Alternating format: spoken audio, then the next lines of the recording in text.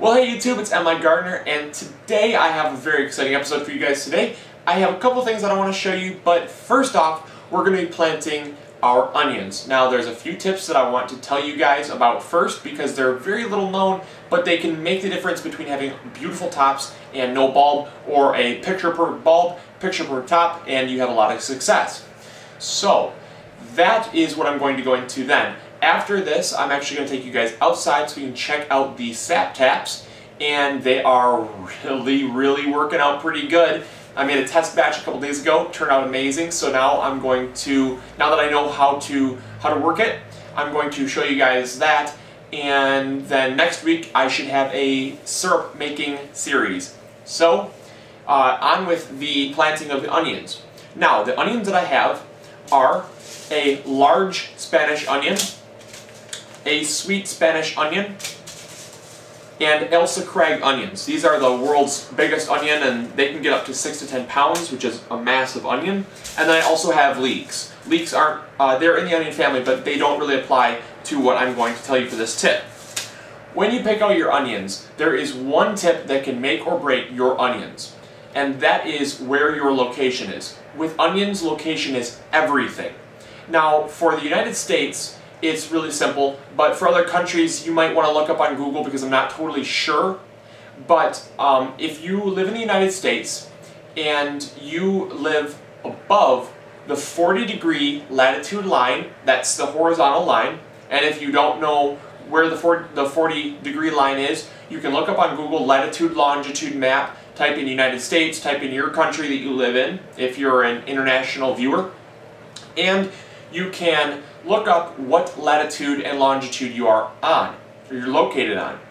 And if you are located above, as in above, north of the 40-degree latitude line, you're going to need long day onions. Now, all of the onions that I've chosen are long day onions because Michigan is way up there. We're by 49, 45 degrees. So, with that said, I chose a long day onion because onions will bulb based on the amount of sunlight that they get. So if you have a short day onion in a long day climate, you're going to get beautiful tops, and you're going to say, wow, these onions are really great, they're coming along, and we pull them up, you're like, fail. And that's happened to me a few times, but I learned, and that's why I'm telling you this today, because I think it's very valuable information that you guys can have a lot of success with.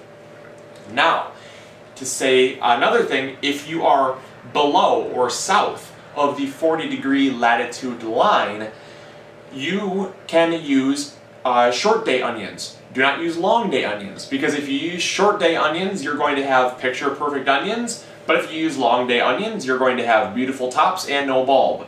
Both will result in very bad things if you use the wrong day onion. Also, another tip is onions do not like heavy sulfur soil. Heavy sulfur soil makes the bulb tight, small, and very spicy. If you want hot cooking onions, add some sulfur to your soil. But if you want them to be able to expand and have really juicy, sweet flavor and texture, reduce the amount of sulfur by adding lime and compost. Do not add sulfur.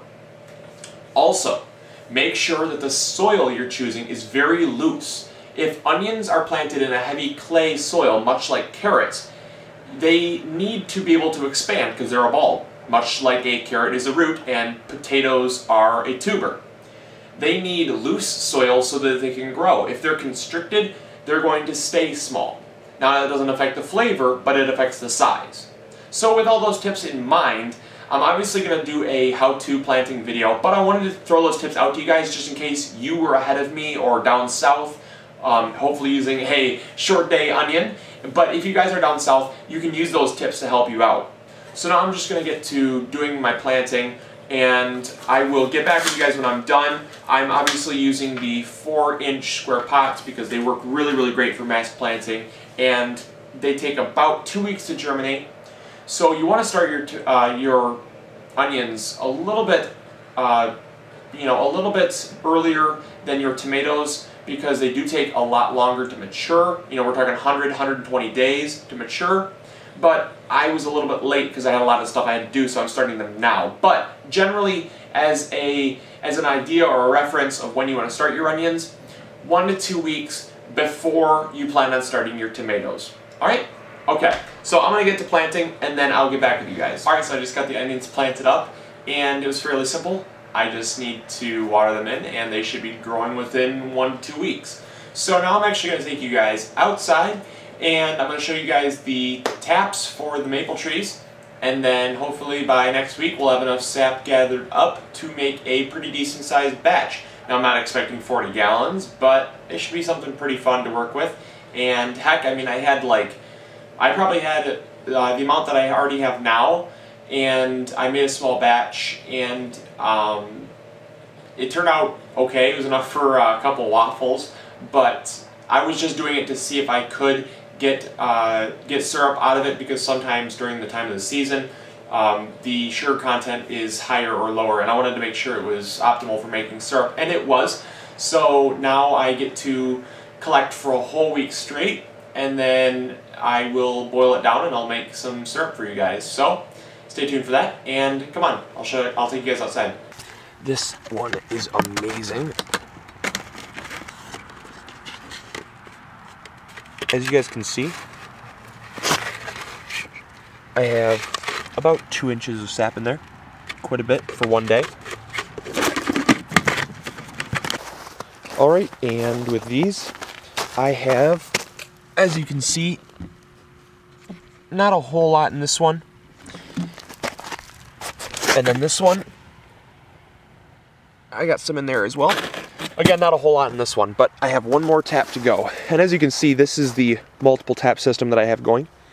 I have 1 tap, 2 tap, 3 taps, 4 taps, 5 taps, and 6 taps. So this tree is maxed out. So I actually have another tree that I'll show you a really cool method that I actually have working, and it works amazing. Alright, and then this setup, I actually have 1 line running up, and I actually got a Y connector, and I have it here, running it up again here, putting it there, running up there, and then I have a tap there, and then I have it wrapped around, and I have a tap right there. And yes, it does leak a little bit. This is all wasted sap, but there's really no super efficient way to do it. It'll always leak out a little bit, and especially when the sap is running super fast, you can't catch it all. As you can see in here, there is a very large amount in this bucket.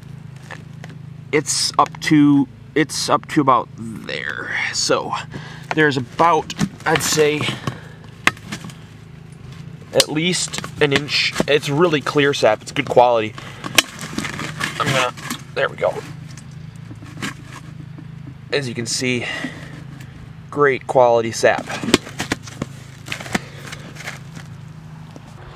Alright, so hopefully you guys enjoyed this episode. Hopefully we'll have some more sap so that next week we can do a sap boiling video and make some syrup. And hopefully you guys remember to grow big or go home. This is MIgardener. I'll talk to you guys later. See ya. Bye.